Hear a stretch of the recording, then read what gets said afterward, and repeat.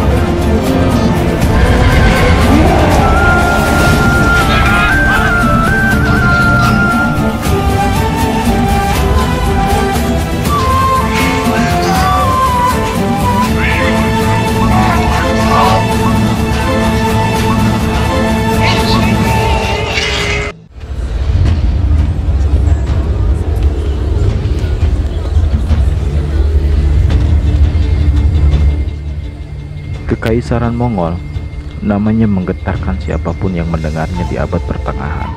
Mereka adalah kekaisaran terbesar kedua dalam sejarah dunia, menguasai sekitar 33 juta kilometer persegi pada puncak kejayaannya, dan menjadi yang paling kuat di antara semua kekaisaran abad pertengahan.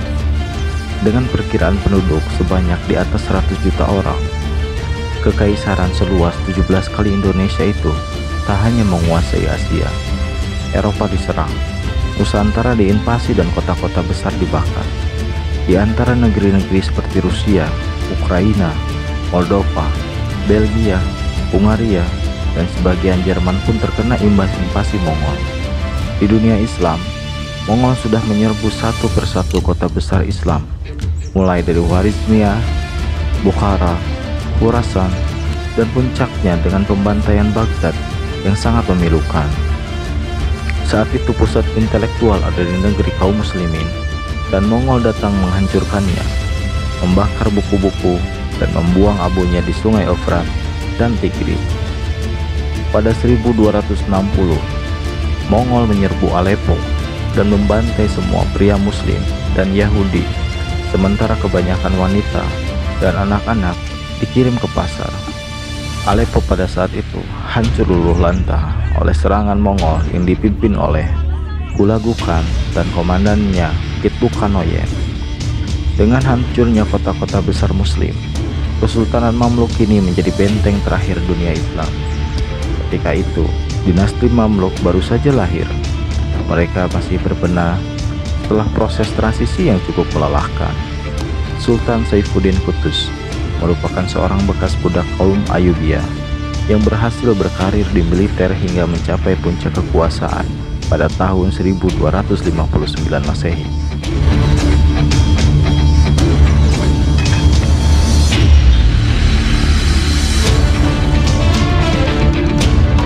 Sejak didirikan oleh Genghis Khan pada 1206 Masehi, Kekaisaran Mongol tak pernah sekalipun mengalami kekalahan. Tradisi kemenangan ini terus berlanjut hingga ke era cucunya, yaitu Mongke Han. Setelah itu, Mongol di kawasan barat berada di bawah pimpinan Hulagu Khan yang sudah menguasai seluruh jagat Arabia dan Timur Tengah. Melihat bahwa sudah saatnya Mongol menguasai kota-kota besar Islam di Afrika Utara, 4 utusan Mongol datang menemui Sultan Saifuddin Al-Qutuz, membawa sepucuk surat atas nama Hulagu Khan yang isinya tidak sama sekali seperti surat resmi seorang kepala negara kepada kepala negara lainnya. Singkatnya, isi surat tersebut berbunyi sebagai berikut. Bila Anda menolak tunduk, Anda akan menderita malapetaka yang paling mengerikan. Kami akan menghancurkan masjid Anda dan mengungkapkan kelemahan Tuhan Anda. Dan kemudian, kami akan membunuh anak-anak Anda dan orang tua Anda bersama-sama. Saat ini, Anda adalah satu-satunya musuh yang harus kami datangi. Singkatnya, Hulaguhan mengancam dengan kehancuran yang mengerikan, bersumpah untuk menghancurkan semua masjid dan membunuh semua anak muslim jika Qutuz menolak tunduk pada aturan Mongol. Utusan Mongol menyeringai dengan kepercayaan diri bahwa Qutuz akan takut dan tunduk, dan sebagian jenderal dari Mamluk pun menginginkan jalan aman untuk tunduk. Namun Sultan muda tersebut melakukan hal yang berani demi menyelamatkan dunia Islam. Dengan memenggal dua utusan Mongol yang sudah menganggap sepele dan menghina Tuhannya, kepala mereka dipajang di gerbang Zuwila di Kairo, Mesir. Sisa dua utusan lainnya disuruh kembali dengan membawa surat yang berbunyi,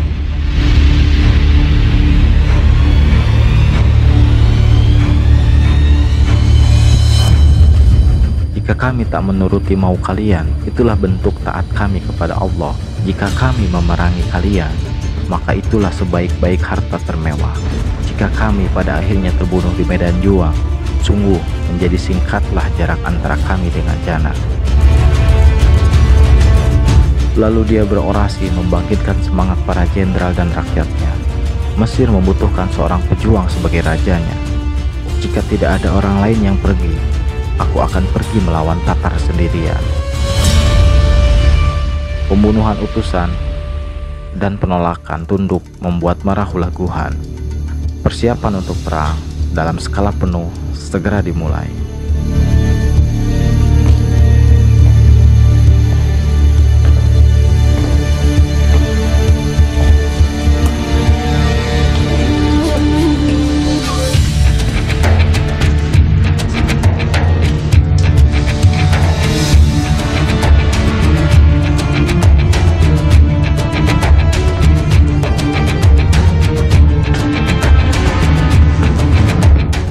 Selang beberapa waktu, ada kabar dari ibu kota kekaisaran Mongol bahwa kaisar mereka, Mongkehan, mati, dan para dewan mengundang seluruh keturunan Genghis Khan untuk datang dan menentukan khan yang baru.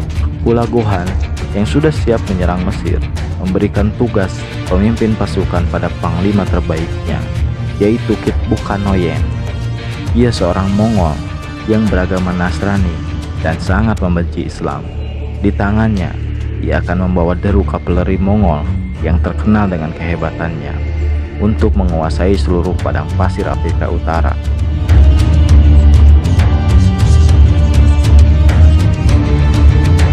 Mesir saat itu benar-benar panas. Semua orang sedang kalut mendengar ibu kota Baghdad hancur dan belum bisa sepenuhnya percaya bahwa saudara-saudara muslimnya dibantai. Sultan Mesir saat itu, Saifuddin Qutuz, merasakan rakyatnya dalam keadaan takut yang sangat. Ditambah lagi, pasukan Mongol sudah bersiap menyerbu Mesir. Semua orang tahu bahwa Mongol tidak pernah terkalahkan. Namun Qutuz meminta nasihat seorang ulama besar Mesir yang karismatik. Namanya Syekh Izzuddin bin Abdissalam.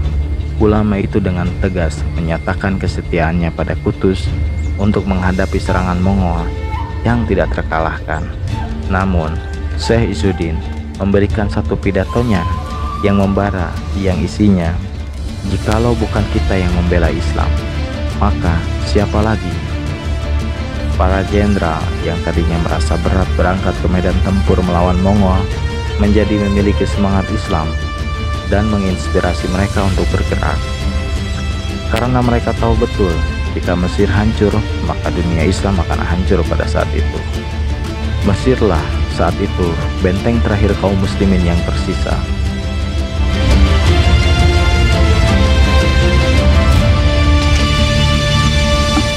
Berangkatlah 24.000 pasukan muslimin Mesir di bawah komando Qutuz dan panglima tertingginya Zahir Beibar.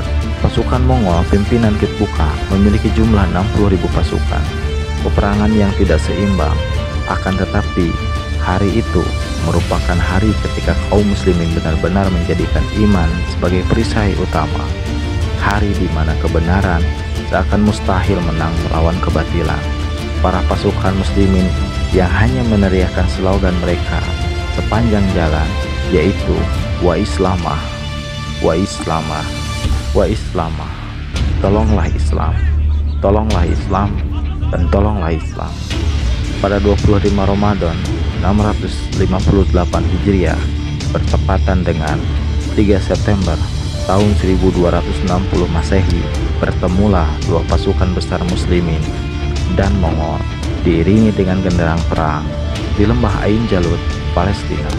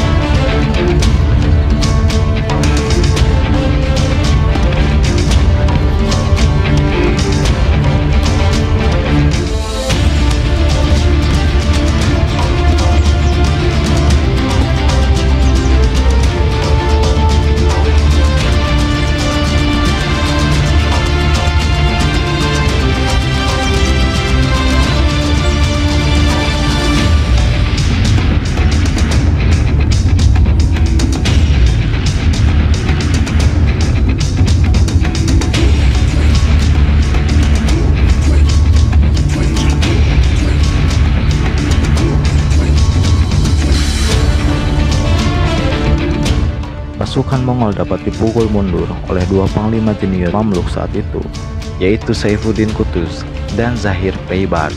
Baibars menggunakan taktik hit and run, yaitu serangan mendadak singkat, mundur sebelum musuh dapat merespon dengan kuat, dan terus-menerus bermanuver untuk menghindari keterlibatan penuh dengan musuh. Sementara Qutuz mengakhiri perang dengan flanking manuver, yaitu pergerakan pasukan di sekitaran sayap musuh untuk mencapai posisi paling menguntungkan dalam menyerang. Di dalam pertempuran ini, Panglima Baibar memancing keluar pasukan berkuda Mongol yang terkenal hebat sekaligus kejam ke arah lembah sempit, sehingga terjebak. Baru kemudian pasukan kuda mereka melakukan serangan balik dengan kekuatan penuh, yang sebelumnya memang sudah bersembunyi di dekat lembah tersebut. Berkat taktik ini, kaum muslimin berhasil untuk pertama kalinya dalam sejarah dunia mematahkan laju invasi kekaisaran Mongol. Panglima Mongol, Kitbuk Kanoyen, mati terbunuh di dalam pertempuran tersebut. Bahkan pasukan berkuda Bani Mamluk secara meyakinkan berhasil mengalahkan pasukan berkuda Mongol yang belum pernah terkalahkan sebelumnya.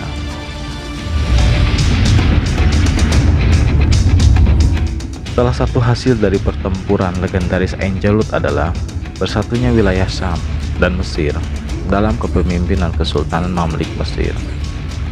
Dengan bersatunya dua wilayah penting itu, Palestina secara alami kembali terjaga dan Zahir Baibar berhasil menaklukkan satu demi satu benteng yang tadinya dijajah oleh pasukan Salib yang ternyata juga bekerja sama dengan Kekaisaran Mongol.